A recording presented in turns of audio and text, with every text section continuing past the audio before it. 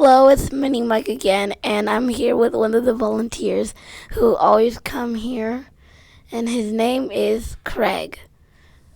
Today, I'm going to be interviewing him and asking him a few questions. First question: What started you up and made you think of becoming a volunteer here? Well, you know what?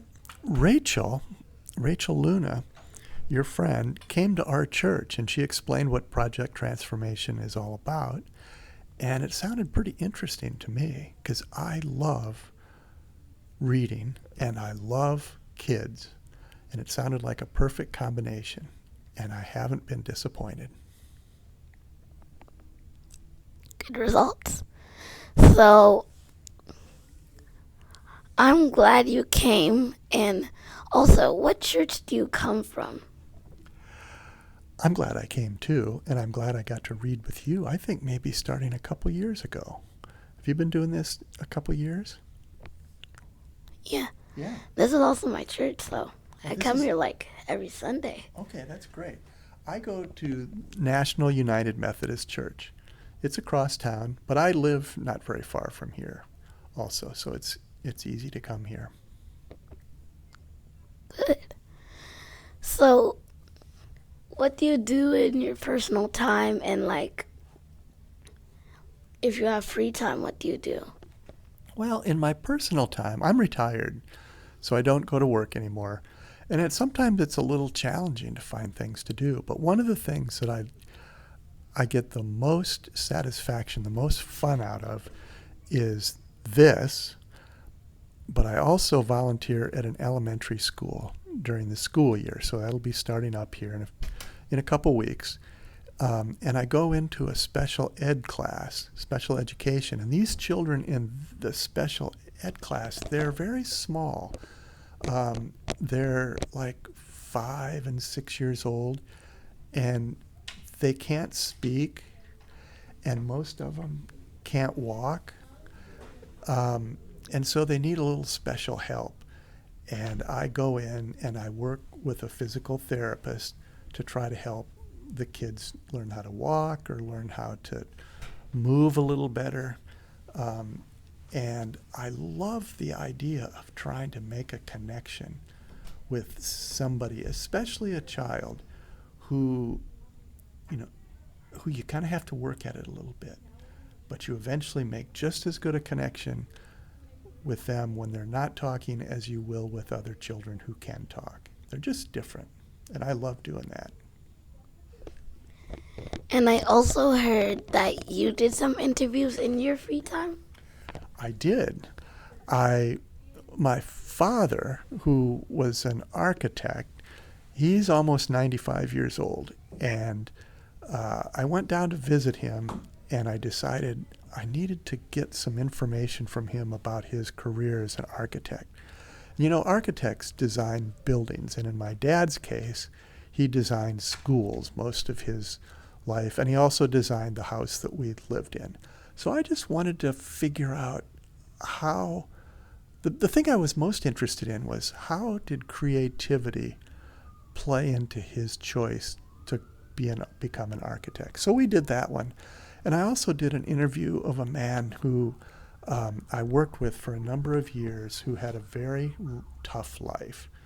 Um, and he was in his 80s, and he felt like in order to really become whole, he needed to figure out why he did some things in his life. And he did some pretty bad things.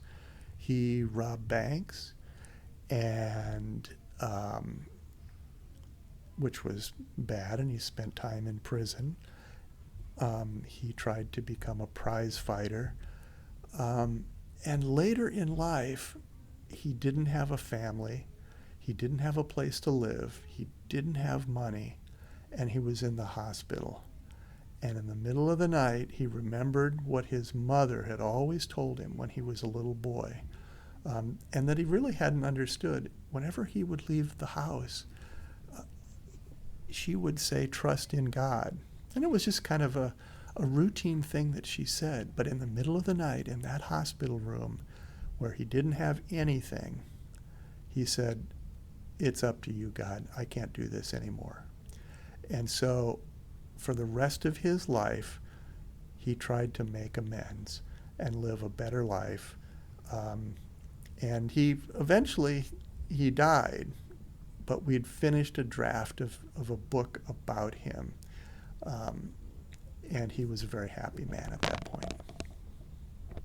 Emotional. Well, What would you say if you were going to write about your life? a lot. What would you say would be the thing that gives you the most fulfillment? Summer camp. Yeah? And why is that? 'Cause there's arts and crafts. There's teachers who make silly faces. I always get to give hugs at the beginning of the day. And honestly, I feel like a king. I mean, like, bro, these things are like for free. You are like a king. And can I tell you what one of my first memories of you is? You had a hard time sitting still, and you would bounce around the sanctuary, and I figured I've got to meet Isosa where he is, and if he's all over this sanctuary, I'm going to be all over this sanctuary, and we're going to read however he wants to read. And so one day I found myself underneath the pews reading, listening to you read, just a little distance away underneath the pews. And I think you were having a pretty good time, and you were reading. And then when I came back, I guess last year, you were so grown up. You had things under control. The children seemed to respect you, and all the volunteers loved you because you're such a warm and outgoing young man. You're making me cry, bro. Well, I don't want to make you cry, but if you want to cry, that's okay. So what do you have on your plans for the future? What do you want to be? What do you want to accomplish? What kind of guy do you want to become? Well, that's gotta be. I wanna work here for like in my college years maybe, and then like when I'm done, if I get paid enough, and then like I get like a full-time job. I don't know. I haven't chosen yet.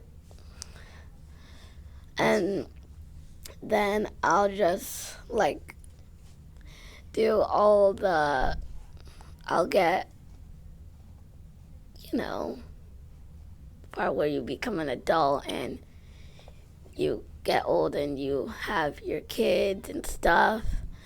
And then I'm going to tell stories of what I did in camp. I'm going to tell stories my good old friend, Craig. Well, I hope that you will get as much satisfaction out of doing that as I've gotten out of coming here and working with Project Transformation, and in particular, working with you. Thank you, folks, for watching. And this is Minnie, Mike, and Craig.